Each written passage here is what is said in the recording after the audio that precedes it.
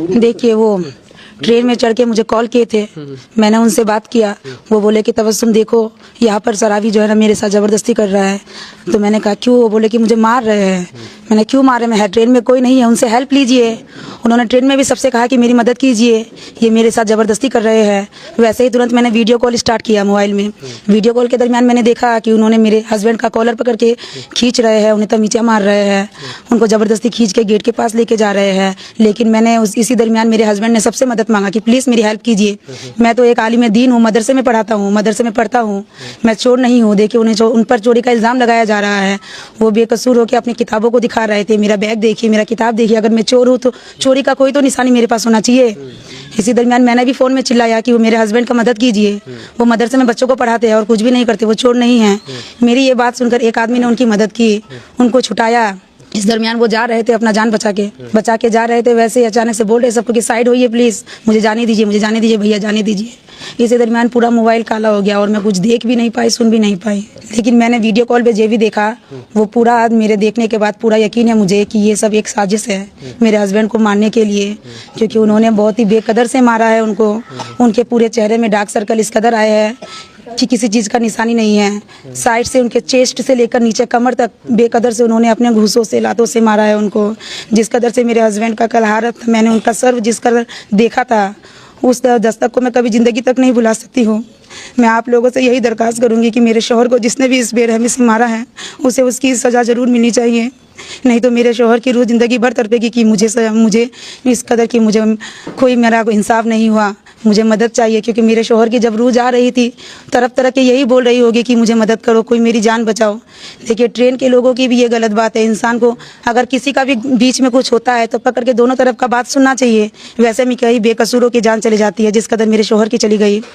क्या आप सोच सकते हैं कि एक नौजवान जो अपने परिवार का सहारा बनने के सपने लेकर घर से निकला था, वो वापस एक कफन में लौटेगा? वो भी सिर्फ इसलिए क्योंकि उसने ट्रेन में सफर के दौरान अपनी एक जगह चाही थी। बिहार के कटिहार का रहने वाला तौसीफ राजा, जिसकी उम्र महज 22-23 साल थी, आंखों में बेहतर भविष्य के सपने और दिल में अपनी मां के लिए कुछ कर गुजरने की चाहत लेकर वो सफर पर निकला था। लेकिन इटावा के पास चलती ट्रेन में जो हुआ, उसने न केवल एक परिवार को उजाड़ दिया बल्कि हमारे समाज की संवेदनशीलता पर भी एक बड़ा सवालिया निशान लगा दिया है। आज हम तौसीफ राजा के साथ हुई उस दरिंदगी की परत दर परत पड़ताल करेंगे ताकि सच सामने आ सके। तौसीफ राजा बिहार के कटिहार जिले का एक साधारण लड़का था जो अपनी मेहनत से घर की स्थिति सुधारना चाहता था।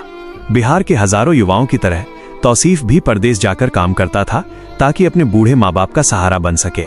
वो कोई अपराधी नहीं था, कोई बाहुबली नहीं था, वो बस एक आम पैसेंजर था।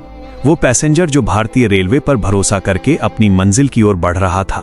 लेकिन उसे क्या पता था कि जिस ट्रेन को हम जीवन की रफ्तार कहते हैं वही उसकी मौत का काल बन जाएगी।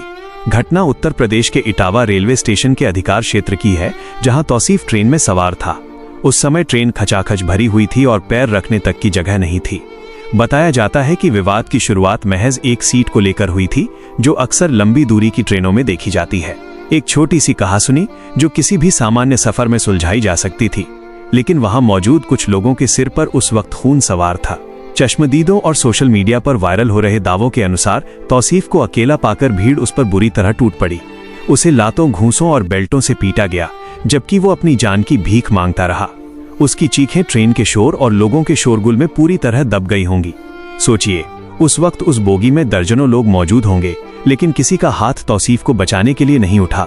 आरोप है कि बेरहमी से पिटाई करने के बाद उसे चलती ट्रेन से नीचे फेंक दिया गया या उसकी हालत इतनी बिगड़ गई कि उसकी जान चली गई।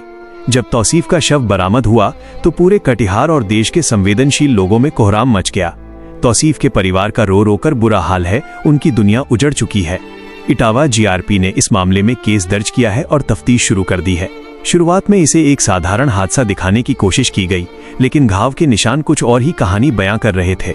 जब चश्मदीदों के बयान सामने आए तो इस मामले की भयावहता ने सबको झकझोर कर रख दिया।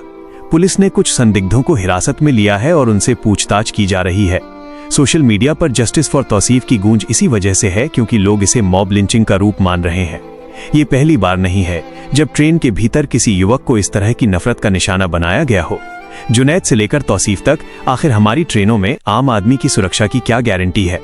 रेलवे, पुलिस और प्रशासन पर यह बड़ा सवाल है कि चलती ट्रेन में इतनी बड़ी वारदात कैसे हो गई। सबसे ज्यादा शर्मनाक और डराने वाली बात उस भीड़ की चुप्पी है जो तमाशा देखती रही। आज तौसीफ के साथ जो हुआ, कल वो आपके या मेरे साथ भी हो सकता है। अगर हम आज चुप रहे तो ये नफरत की आग हर उस शख्स को अपनी चपेट में लेगी जो अकेला होगा। कटिहार में तौसीफ की मां के आंसू रुकने का नाम नहीं ले रहे हैं। वो अब सरकार और प्रशासन से सिर्फ एक ही चीज की मांग कर रही है, और वो है इंसाफ।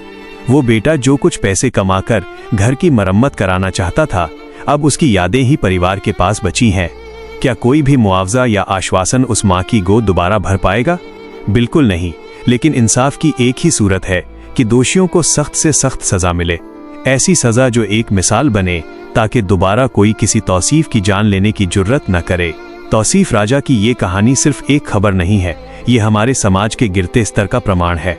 अगर हम आज इस पर बात नहीं करेंगे तो इंसाफ की उम्मीद धीरे धीरे खत्म हो जाएगी।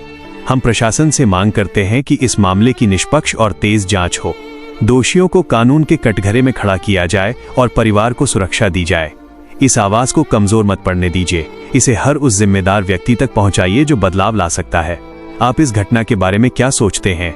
क्या ट्रेन में सफर करना अब सुरक्षित रह गया है? अपनी राय जरूर व्यक्त करें और इस न्याय की लड़ाई में अपना योगदान दें। तौसीफ राजा के परिवार को न्याय मिले, यही आज सबसे बड़ी जरूरत है।